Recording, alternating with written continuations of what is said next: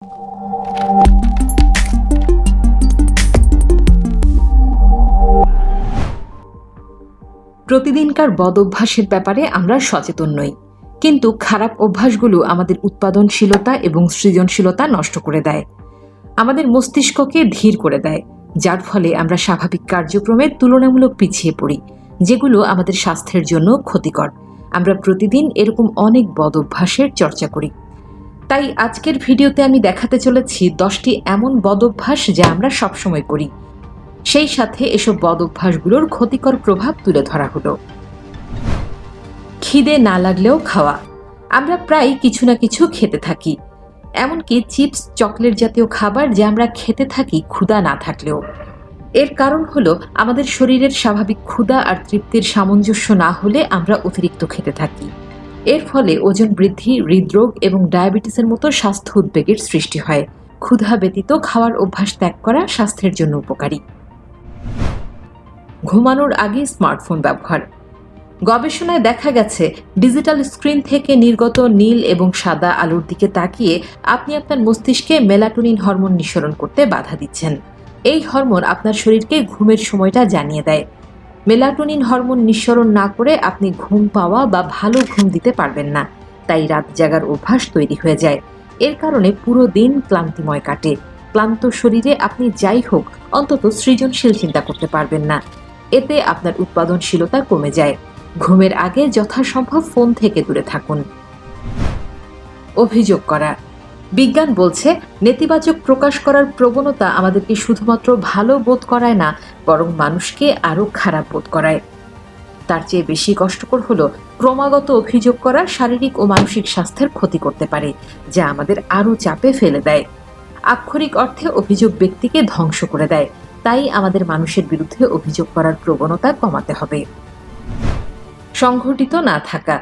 কর্মক্ষেত্র হোক বা পারিবারিক জীবন, সুসংগঠিত থাকা না থাকার উপরেই সফলতা নির্ভর করে। অব্যবস্থাপনা পেশাদার সাফল্য আটকে রাখে, পাশাপাশি ব্যক্তির উৎপাদনশীলতা হ্রাস করে। আগোছালো থাকা মানে আপনার প্রতিদিনকার কাজে অযথা অনেক সময় ব্যয় হওয়া। তাই প্রতিটা কাজে সুসংগঠিত থাকার অভ্যাস করুন। মাল্টিটাস্কিং। গবেষণায় দেখা গেছে আমাদের মস্তিষ্ক একসাথে একাধিক কাজের থেকে শুধু একটি কাজ করাকে বেশি সফলভাবে গ্রহণ করে, কারণ মস্তিষ্ক একসাথে দুটো কাজ সফলভাবে করতে সক্ষম নয়। আমাদের প্রতিদিনকার রুটিন থেকে মাল্টিটাস্কিং করার অভ্যাস ত্যাগ করা উচিত। সঞ্চয়ের পরিকল্পনা না রাখা।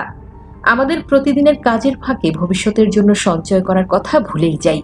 নিত্য খরচের পাশাপাশি আমাদের সঞ্চয়ের ব্যাপারেও সচেতন থাকা উচিত। সঞ্চয়ের অভ্যাস আমাদের ভবিষ্যতের সংকটময় পরিস্থিতি থেকে নিরাপদ রাখতে সহায়তা করবে। সঞ্চয়ের অভ্যাসকে এক বাক্যে জীবন রক্ষাকারী অভ্যাস বলা যায়।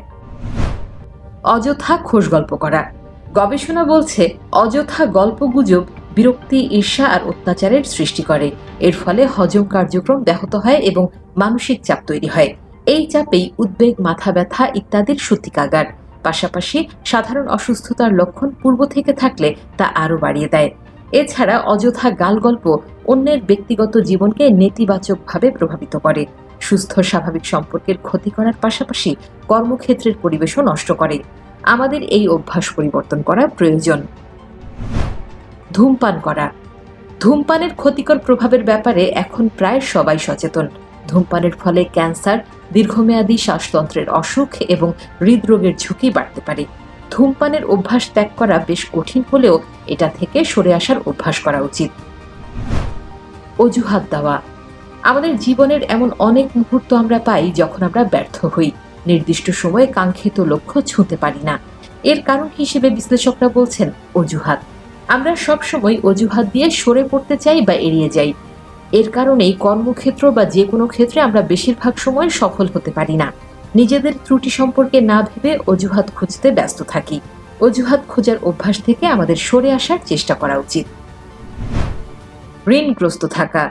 ঋণগ্রস্ততা বরাবরই মানসিক চাপে থাকার অন্যতম প্রধান কারণ, কেননা আর্থিক চাপে থাকা আপনাকে মানসিক চাপের দিকে উদ্বুদ্ধ করে। এর ফলে স্বাস্থ্য ঝুঁকিও বেড়ে যায়। গবেষণা বলছে উদ্বেগের কারণে উচ্চ রক্তচাপ, আলসার, হজমের সমস্যা, মাথা ব্যথা, বিষণ্ণতা এবং পেশিতে টান বা পিঠের নিচে ব্যথাও হতে পারে। তাই ঋণমুক্ত থাকার অভ্যাস করা আমাদের শারীরিক ও মানসিক উভয় স্বাস্থ্যের জন্যই কল্যাণকর। স্বাস্থ্যকর জীবনযাপন করুন, সুস্থ থাকুন, ভালো থাকুন।